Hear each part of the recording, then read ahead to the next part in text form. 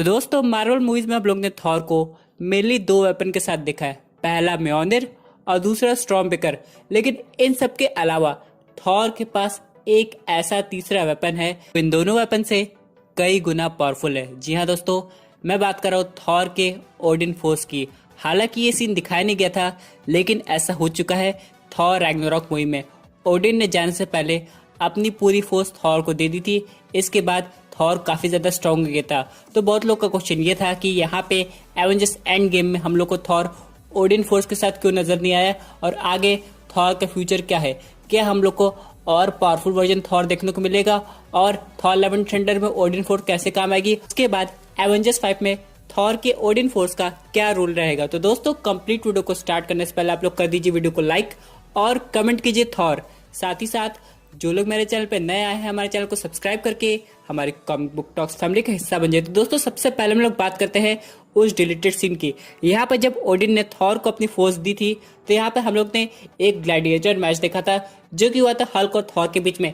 यहाँ पे थॉर के पास उसका म्योनिर था नहीं, लेकिन फिर भी थॉर के अंदर से एक ऐसी ताकत आई कि हल्क को ऑलमोस्ट डिफीट कर दी थी। इन सब के बाद थॉर और हेला के बीच में फाइट हुई थी। यहाँ पे थॉर हेला को भी खत्म कर सकता था और सटर को भी हरा सकता था, लेकिन पहला उसका काम था एसगार्डियंस की हिफाजत करना, इसलिए वहां से चला गया। यहाँ पे एवेंजर्स एंड गेम में थॉर ने थेनोस के ऊपर ओडिन फोर्स क्यों नहीं यूज की। तो दोस्तों मैं आपको बताना चाहता हूँ, ओडिन फोर्स कम्प्लीटली डिपेंड करती है विल पावर के ऊपर। और यहाँ पे जब एवेंजर्स एंड गेम का टाइम गैप हुआ था, तो इसमें थॉर काफी ज्यादा उदास हो गया था, उसकी विल पावर थोड़ी कमजोर हो गई थी। लेकिन इन सब के बावजूद वो थेनोस से काफी अच्छे तरीके से फाइट किया था। यहाँ पे रूसो ब्रदर्स ने ऑलरेडी रिवील कर दिया था कि एवेंजर्स एंड गेम में फाइनल बैटल के समय थॉर अपने स्ट्रॉन्गेस्ट वर्जन में था। लेकिन दोस्तों एंड गेम मूवी खत्म होने के बाद ये तो बस एक शुरुआत है। अभी मार्वल सिनेमैटिक यूनिवर्स के फेज 4 में हम लोग को इससे भी बेटर थॉर दिखाई देने वाला है, और काफी ज्यादा पावर्स भी उसके साथ होगी। सबसे पहले हम लोग बात करते हैं कि थॉर ने अपने ओडिन फोर्स का फुल यूटिलाइजेशन क्यों नहीं किया। तो दोस्तों मैं आपको बताना चाहता हूँ, ओडिन फोर्स थॉर के लिए एकदम नई चीज थी, इसलिए थॉर को समझने में उसे काफी ज्यादा समय लगेगा। अब यहाँ पे जैसे जैसे थॉर आगे बढ़ेगा, कई सारे एनिमी उसके सामने आएंगे, तब उसकी ओडिन फोर्स अपने आप एक्टिवेट हो सकती है थॉर के विल पे।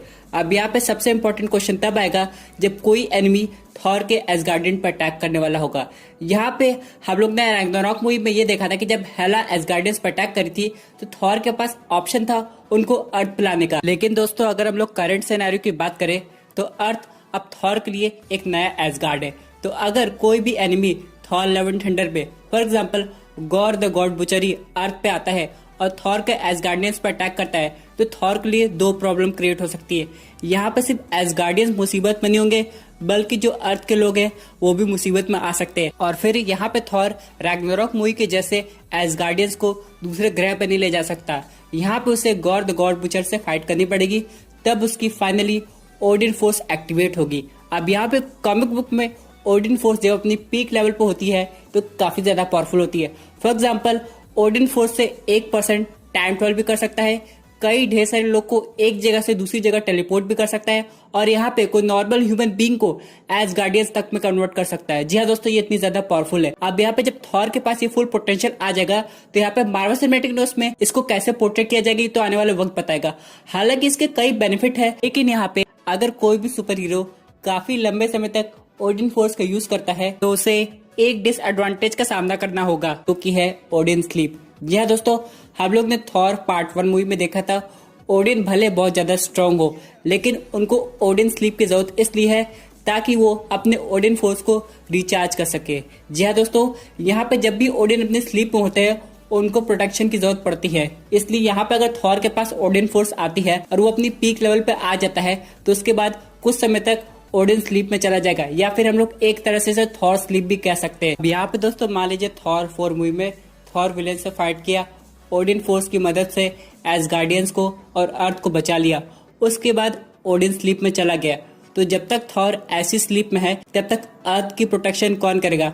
तब यहाँ पे हम लोग को फीमेल थॉर की जरूरत पड़ेगी। और जब दोस्तों थॉर अपनी स्लीप कंप्लीट कर लेगा, तो उसके बाद एवेंजर्स 5 पे हम लोग को इससे भी पावरफुल वर्जन का थॉर दिखाई देगा, जो कि गैलेक्टस से फाइट करेगा, और उसके पास फाइनली ऑल ब्लैक नेक्रासॉर्ड भी आ जाएगी, जो उसे थॉर 4 में मिलेगी। लेकिन सबसे इम्पोर्टेंट क्वेश्चन ये है कि ओडिन फोर्स कब एक्टिवेट होगी। तो दोस्तों यहाँ पे हम लोग को थॉर लव एंड थंडर का वेट करना पड़ेगा। लेकिन दोस्तों अगर हम लोग बात करें तो कॉमिक बुक में थॉर के पास एक बार नहीं कई बार ओडिन फोर्स आई है।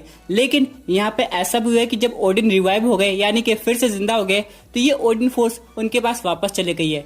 इसका मतलब ये है दोस्तों कि मार्वल सिनेमैटिक यूनिवर्स में भी अगर चाहे तो ओडिन फिर से वापस आ सकते हैं और वो अपनी पावर से फिर से एसगार्ड को बना सकते हैं जो कि पहले एग्जिस्ट करता था। जी हाँ दोस्तों, भले एसगार्ड अर्थ पे बन गया हो लेकिन फिर भी थॉर अपने पुराने एसगार्ड को काफी ज्यादा मिस करता होगा। तो यहाँ पे दोस्तों अगर ओडिन फोर्स की आने की पॉसिबिलिटी है और ओडिन जिंदा हो जाते हैं तो ऐसा कुछ देखने को मिल सकता है। यहाँ पे लेकिन एक और इम्पोर्टेंट बात यह है कि ओडिन फोर्स की अपनी खुद की एक कॉन्शियसनेस है, यानी कि वो अपनी विल के अकॉर्डिंग काम करती है। इसका मतलब ये है दोस्तों कि यहाँ पे वो थॉर को गाइड भी कर सकती है कि उसे कैसे एक्शन लेना है। यानी दोस्तों ओडिन फोर्स कोई सेपरेट एंटिटी है के पीछे की ओरिजिन स्टोरी काफी ज्यादा इंटरेस्टिंग है। होता क्या है दोस्तों, यहाँ पे ओडिन सर्टर को हराना चाहते थे और यहाँ पे जो इटर्नल फ्लेम की बात हो रही थी थॉर रैग्नारोक मूवी में वो एक्चुअली में हुआ था कॉमिक बुक में भी। यहाँ पे सर्टर उस फ्लेम के पीछे लगा था क्योंकि अगर सर्टर उस फ्लेम को पा जाता तो वो काफी ज्यादा खतरनाक हो जाता और उसे हराना इम्पॉसिबल हो जाता। उसके बाद सर्टर पूरे 9 रिम्स को डिस्ट्रॉय कर देता।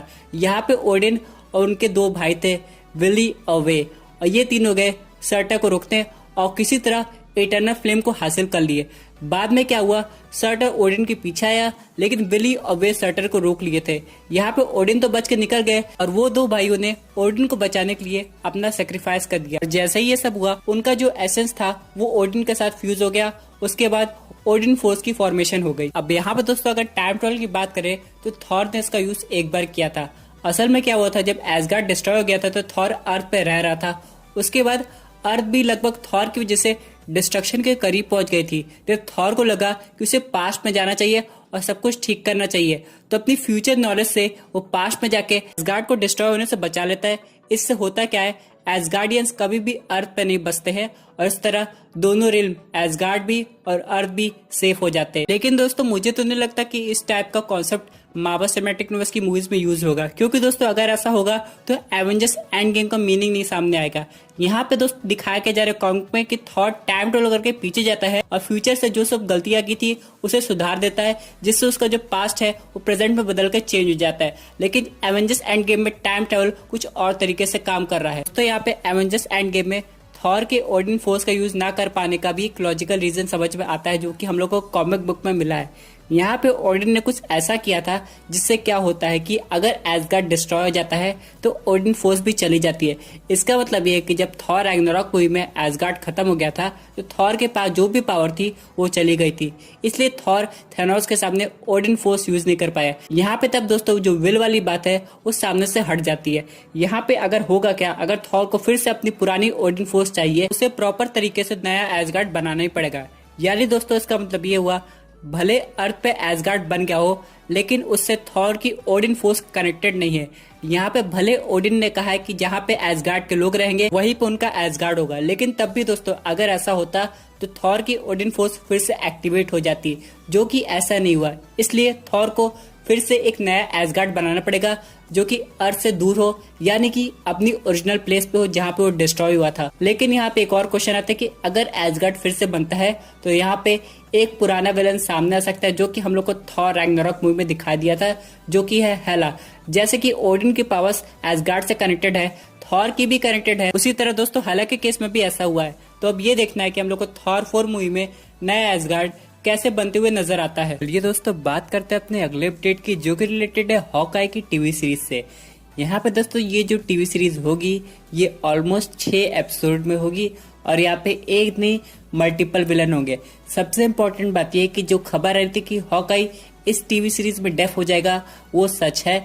यहाँ पे लेकिन कौन सा विलन इसको डेफ करेगा ये तो आने वाला वक्त बताएगा। लेकिन इनमें से जो भी मैं 2 विलन का नाम ले रहा हूँ उनमें से कोई एक इसकी डेफनेस का रिस्पॉन्सिबल होगा। सबसे पहले विलन की बात करें तो वो है द क्लाउन, उसके बाद दूसरे विलन की बात करें तो वो है एको। दोस्तों यहाँ पे जब हॉकाई डेफ होगा तो वो परमानेंटली नहीं होगा बल्कि कुछ समय के लिए होगा, यानी कि दोस्तों टीवी सीरीज के एंड में हॉकाई सही हो जाएगा और फिर हम लोग को वो आगे की मार्वल मूवीज में भी दिखाई देगा। तो दोस्तों ये थी एक अमेजिंग अपडेट जो कि रिलेटेड थी थॉर के ओडिन फोर्स से। आई होप आपको ये वीडियो पसंद आई होगी। वैसे आपके क्या व्यूज है इस पर्टिकुलर टॉपिक पे अपने व्यूज जरूर कमेंट कीजिएगा। और दोस्तों अगर आप ऐसी unique super hero content enjoy करना चाहते हैं तो हमारे चैनल को सब्सक्राइब करके हमारी सुपर हीरो फैमिली का हिस्सा बन जाइएगा।